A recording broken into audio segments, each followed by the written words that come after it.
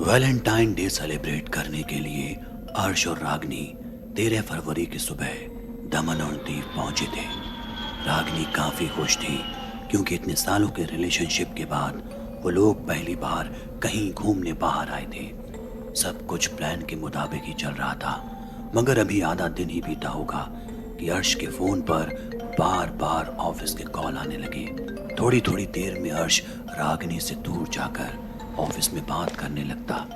यूं ही करते करते शाम के 6:30 बज गए। दोनों शहर के लिए पास मौजूद जंगलों में निकल पड़े। लौटते हुए रात हो गई। दोनों ने रात का खाना खाया और सोने चले गए।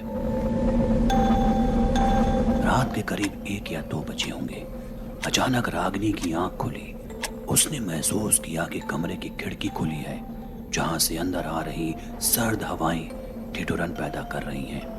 लिहाजा वो कमरे की खिड़की बंद करने उठी। तभी उसकी नजर सामने मौजूद घने दरख्तों के झुंड पर पड़ी, जहां एक औरत नुमा परछाई एक पेड़ से दूसरे पेड़ पर उछलती नजर आ रही थी। उसे अपनी आंखों पर भरोसा नहीं हुआ। उसने हिम्मत करके एक बार और उस मंजर को गौर से देखा, मगर अब वहां कुछ नहीं था। रागनी से महज अपने मन का वहम मानकर दोबारा सोने चली गई और अगली सुबह अर्श की आवाज से उसकी आंख खुली। अर्श को ऑफिस से कॉल आया था। जब रागनी ने उससे पूछा क्या बात हुई, तो उसने पहले तो उसे वैलेंटाइन डे विश किया और फिर सॉरी बोला। कहने लगा कि आज के सारे प्लान्स ड्रॉप करने होंगे क्योंकि उसके बॉस की तबीयत अचानक बिगड़ गई है। आज अर्श को उनकी जिम्मेदारी संभालनी होगी। उसने रागिनी को भरोसा दिलाया कि वो जल्द से जल्द सारा काम निपटा लेगा और शाम को बीच साइड डिनर करेंगे। रागिनी मजबूर थी, लिहाजा मान गई। मगर जब शाम के 7 बजने को थे और अर्श का काम अब तक खत्म नहीं हुआ था, तो दोनों के बीच तू मैं हो गई और गुस्से में रागिनी होटल छोड़कर बाहर निकल गई। यहाँ अर्श भी काम में लगा रहा, मगर जब एक बार काम खत्म हो गया तो उसे रागिनी से झगड़े का एहसास हुआ और वो उसे ढूंढने निकल गया। रात के करीब 12 बज रहे थे और अब तक रागिनी का कोई पता नहीं था। उसने होटल वालों को भी इत्तला की, मगर कहीं से कोई खबर नहीं थी। उसका फोन भी बंद आ रहा था। तभी एकाएक उसे ख्याल आया बीच का, जहां आज रात का डिनर का प्लान था। अर्श फौरन बीच के पास पहुंचा। बीच पर पूरी तरह सन्नाटा पसरा हुआ था। उसे रागिनी तो नजर नहीं आई, मगर एक अजीब सी औरत जरूर दिखी, जो पानी में उठती लहरों के बीच खुद को पत्थर बनाए खड़ी हुई थी। चांद की रोशनी में चमकती इस औरत का चेहरा बिल्कुल सफेद था। उसकी आंखें उतरी हुई थी। रागिनी की तलाश में दौड़ते हुए अर्श उस औरत के करीब पहुंचा और अपनी रागिनी के बारे में पूछने लगा। तभी अचानक वो औरत चीख चीख कर रोने लगी और अर्श से दूर होते होते समंदर की तरफ बढ़ने लगी। अर्श अब रागिनी को भूलकर उसे बचाने के लिए चिल्लाया, मगर तब तक वो बहुत दूर जा चुकी थी।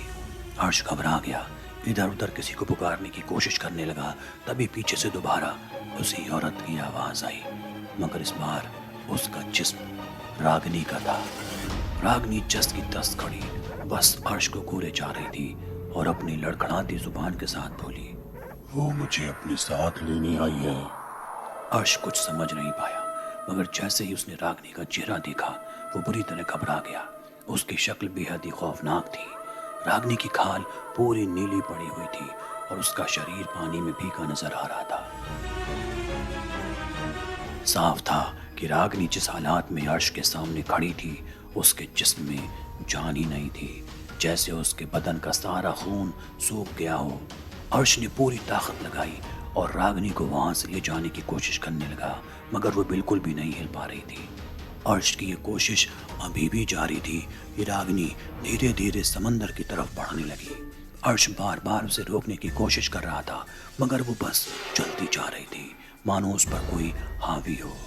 तभी एकाएक अर्श की नजरें समंदर से आती लहरों पर पड़ी, जिसमें उसी औरत की परछाई झलक रही थी। अर्श ये देखकर घबरा गया। उसका हाथ रागिनी के हाथ से छूट गया और अचानक रागिनी कहीं गायब हो गई। ये सब देखकर अर्श वहीं बैठकर रोने लगा। उसकी आवाज सुनकर आसपास के लोग आ गए और सारा वाकया पुलिस को बताया। जब ये बात अर्श के होटल तक पहुंची, तो वहां के एक पुराने कर्मचारी ने इस वारदात की असल वजह बताई। दरअसल कई साल पहले यूं ही एक कपल होटल में वैलेंटाइन डे मनाने आया था, मगर इसकी खबर लड़की के परिवार वालों को लग गई। उनके पीछे पीछे होटल तक पहुंच गए और उस लड़के को मौत के घाट उतार दिया। अपनी मोहब्बत को अपनी नज़रों के सामने यूं तड़पता देख वो लड़की भी समंदर में कूद गई और तब से उसकी आत्मा समंदर किनारे यूं ही भटकती है और अकेले देखकर इंसानों पर हावी हो जाती है और उन्हें अपने साथ बहा ले जाती है।